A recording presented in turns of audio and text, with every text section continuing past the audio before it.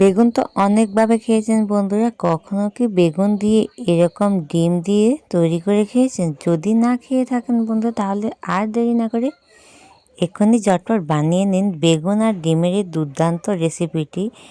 এই রেসিপিটি তোমরা যে কোনো ধরনের বেগুন দিয়ে কিন্তু বানাতে পারো। আমি কিন্তু ছোট সাইজের যে বেগুনগুলো হয় ওই বেগুনগুলোই ছিল, তাই আমি এটা দিয়ে তৈরি করেছি। তোমরা কিন্তু বড় সাইজের বেগুন নিয়ে ছোটো করে কেটে কিন্তু তৈরি করতে পারো বন্ধুরা। এটি খেতে কিন্তু দুর্দান্ত হয়। একবার খেলে এর স্বাদ কখনোই ভুলতে পারবে না। পরিবারের সবাই তোমার প্রশংসা করবে। সকল বন্ধুকে অনুরোধ করবে একটা লাইক দিয়ে ভিডিওটা দেখা শুরু করবে। আর রেসিপিটি তৈরি করার জন্য এখানে আমি একটা কড়াই বসিয়ে দিয়েছি। কড়াইতে দিয়ে দিয়েছি পরিমাণ মতো সর্ষের তেল।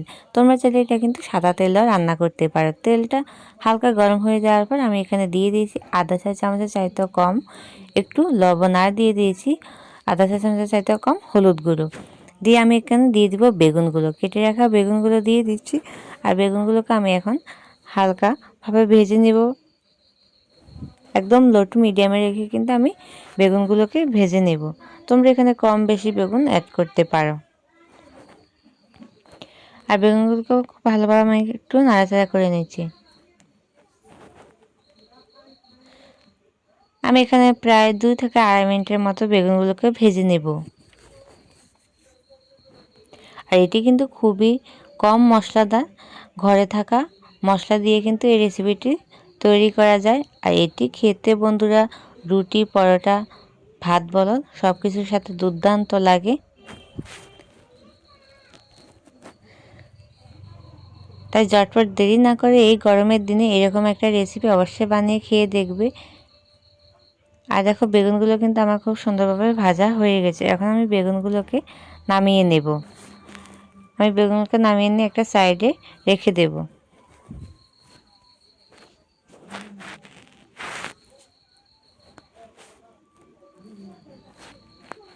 সবগুলো বেগুন কিন্তু আমি নামিয়ে নিয়েছি। আর ওই তেলের মধ্যে আমি দিয়ে দিয়েছি 2টো ডিম। তোমরা এখানে কিন্তু কম বেশি ডিম দিতে পারো। আমি এতে কিন্তু 2টো ডিমে দিয়েছি। আর ডিমগুলোকে দিয়ে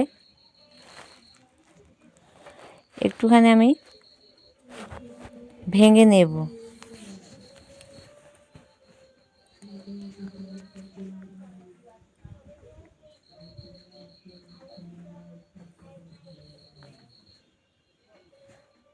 আর দেখো খুব সুন্দরভাবে কিন্তু ডিমগুলো ভেজে নেওয়া হয়ে গেছে।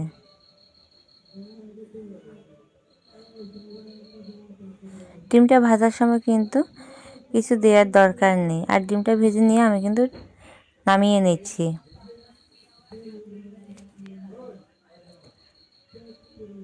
আর ওই কড়াইতে আমি আবারও দিয়ে দিচ্ছি পরিমাণ মতো সর্ষের তেল। তেলটা যখন গরম হয়ে যাবে আমি এতে দিয়ে দেবো আধা চা চামচ কালো জিরে। বন্ধুরা এটা কিন্তু কালো জিরে ফোড়ন দিয়ে রান্না করলে দুর্দান্ত হয় খেতে। আর কালো জিরেটা দিয়ে হালকা একটু নাড়াচাড়া করে আমি এতে দিয়ে দেবো একটা পেঁয়াজ কুচি। আমি মাঝারি সাইজের একটা পেঁয়াজ দিয়ে দিয়েছি এখানে কুচি করে। দিয়ে আবার এটাকে আমি নাড়াচাড়া করে একটু ভেজে নেব।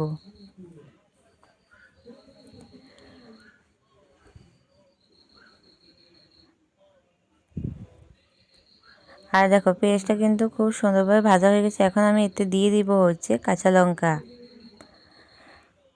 আমি এতে 3-4টে কাঁচা লঙ্কা দিয়ে দিয়েছি। দিয়ে আবার এটাকে হালকা একটুখানি 20 সেকেন্ডের মতো ভেজে নিয়েছি। আর দেখো এটা কিন্তু খুব সুন্দরভাবে কিন্তু ভেজে নেওয়া হয়ে গেছে। আর এখন আমি এতে দিয়ে দিব হচ্ছে আধা চা চামচ আদা বাটা, আধা চা চামচ রসুন বাটা। দিয়ে এটাকে ভালোভাবে আরেকবার একটুখানি কষিয়ে নেব, যেন আদা রসুনের কাঁচা ফ্লেভারটা চলে যায়, তার জন্য।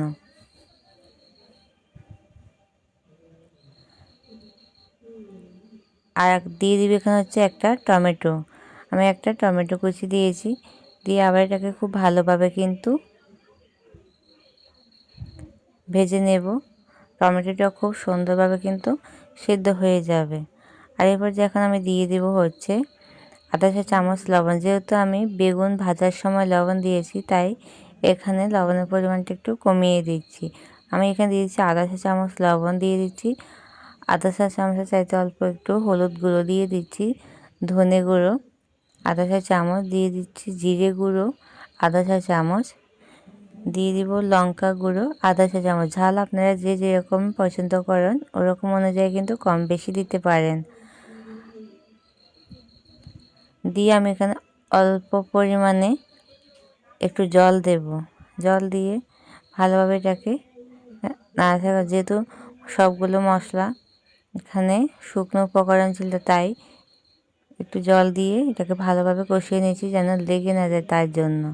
আর দেখো খুব সুন্দরভাবে কিন্তু বন্ধুরা আমার মশলাটা কষিয়ে নেওয়া হয়ে গেছে। এখন আমি এতে দিয়ে দিব ভেজে রাখা বেগুনগুলো। দিয়ে দিচ্ছি ভেজে রাখা বেগুনগুলো দিয়ে দিব। আর এখানে দিয়ে দিব হচ্ছে ডিম, যে ডিমটা আমি ভেজে রেখেছিলাম ওই ডিমটা এখন আমি এতে দিয়ে দিব। দিয়ে এখন খুব ভালোভাবে কিন্তু আবার আমি সবগুলো উপকরণ খুব ভালোভাবে নাড়াচাড়া করে কষিয়ে নিচ্ছি।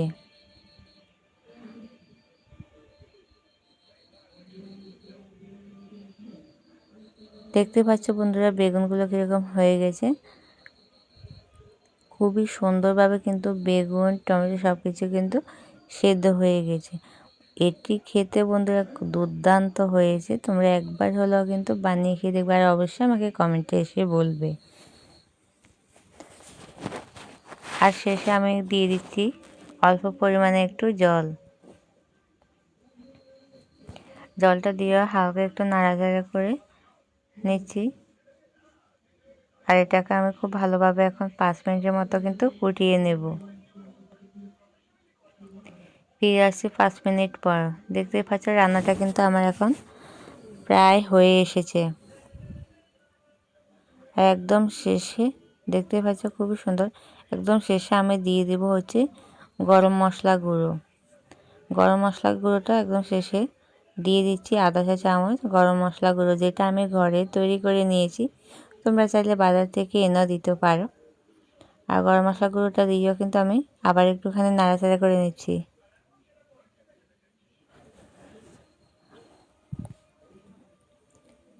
রান্নাটা কিন্তু বন্ধুরা আমার পুরোপুরি কমপ্লিট হয়ে গেছে। এখন আমি নামিয়ে নেব। সকল বন্ধুকে অসংখ্য ধন্যবাদ এতটা সময় আমার সাথে থাকার জন্য, আমায় সাপোর্ট করার জন্য। সবাই ভালো থাকবে, সুস্থ থাকবে। দেখা হবে আবারও নতুন কোনো রেসিপিতে, নতুন একটা ভিডিওতে। সবাই সাবধানে থাকবে আর সুন্দর কমেন্টে বলে যাবে কেমন হয়েছে। তোমাদের একটি কমেন্ট আমাদের কাছে অনেক